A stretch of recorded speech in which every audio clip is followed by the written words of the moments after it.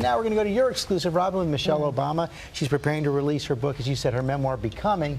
And boy, in the book and also in this interview with you, she really digs deep. She is extremely revealing. She does not hold back. She's been in the public eye for more than a decade and very open, honest. Now she's sharing personal stories about everything from her struggles to getting pregnant to how she and her husband worked through challenges in their marriage.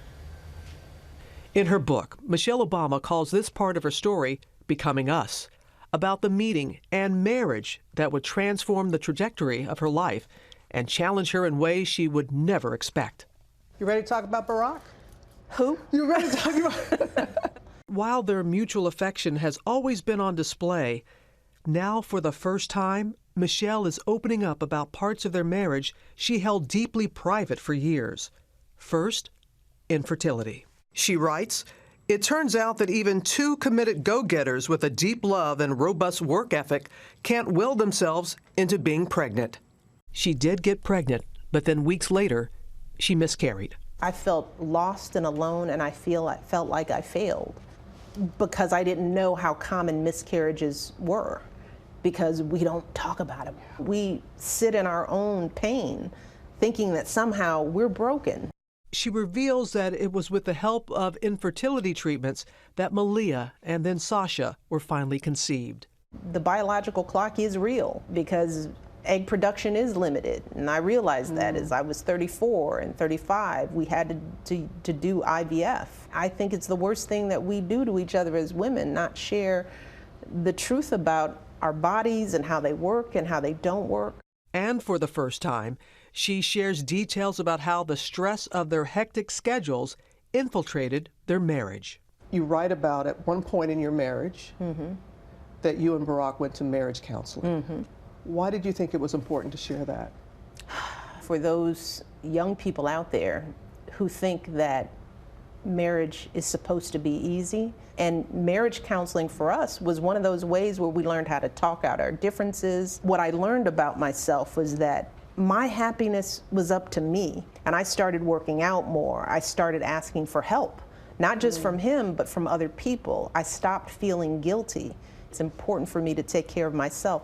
That's not on Barack. I know too many young couples who struggle and think that somehow there's something wrong with them. And I want them to know that Michelle and Barack Obama, who have a phenomenal marriage and who love each other, we work on our marriage and we get help with our marriage when we need it.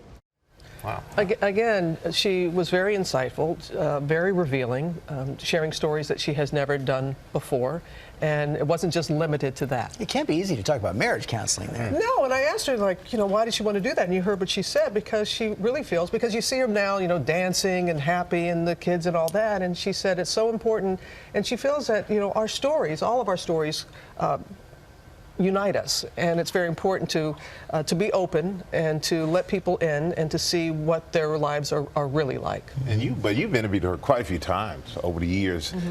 Is there a change since she's left the White House 2 years ago? No. Well, there is a change, because now she was Mrs. Obama in the White House. She's Michelle again, now that she's not in the White House and able to freely express herself. But the thing that has always remained the same about her, and we're going to show you something, she surprised her old high school. She went to a dance class there. They weren't expecting her. They didn't know. They thought the cameras were there because we were filming something else. She walked in, and they absolutely erupted in seeing her. And that is the thing that's been consistent with her. She really,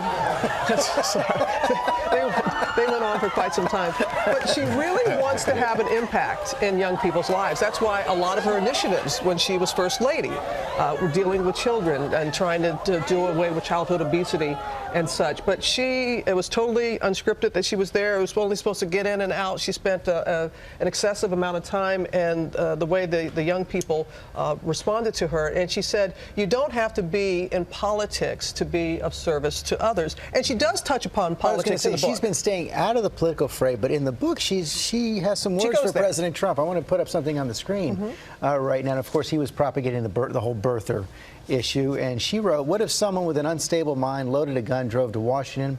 What if that person went looking for our girls? Donald Trump, with his loud and reckless innuendos, was putting my family's safety at risk, and for this I would never forgive him."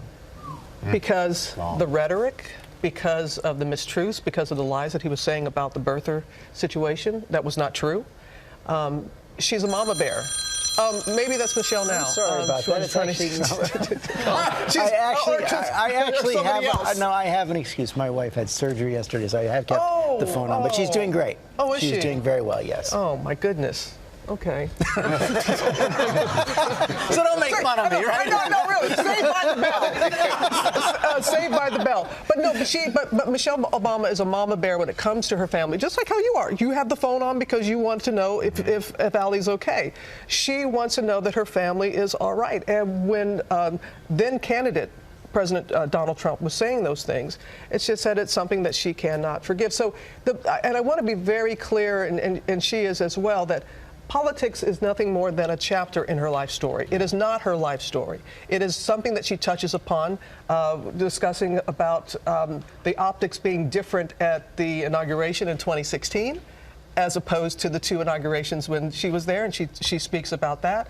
And she is really, I think also it's going to be surprising to a lot of people, her candor in discussing how people underestimated her, doubted her, but also her level of honesty and her self-doubt. Throughout the book, she kept saying, am I good enough? Am I good enough? And that's something, as a woman, in the White House? Even in the White House, and even in the White, and that is something. There are a lot of times that there are going to be women that are going to be reading or watching the special on Sunday and nodding along, and that's again what she said. Her story is relatable, but it is not. It is so much more than politics, and I know that a lot of people are going to be picking up the paper today and seeing the headlines and that. It's such a small portion of her story, small portion in the book, but yes, what she said about the president and not being able to forgive him because she felt he was putting her family at risk. And the family that she went through so much to have, and you know, and which she put in the book as well. But her honesty has always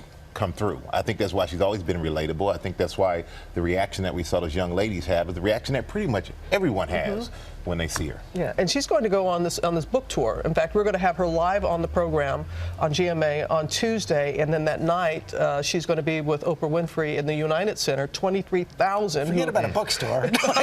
Not a bookstore, but she's also giving away 10% of all the seats on this tour. 10% going to high school students, other women's groups, and that, because she wants to make sure that everybody has a chance to hear her story. So Oprah's going to interview in one Sarah Jessica Parker, Reese Witherspoon. Reese Witherspoon, Phoebe Robinson, the list goes on, and the book is coming out on Tuesday. But she is really someone who I can't stress this enough, that she feels that our stories unite us, and that hers is the American story, and you'll see that when you read her book and you see the special tonight. Book is Sunday. Tuesday. The special is on Sunday night. Becoming Michelle, First Lady's Journey with Robin Roberts. That's Sunday at 8, 7 Central, right here on ABC. Now call Allie back, okay? Actually, that was her doctor. Okay.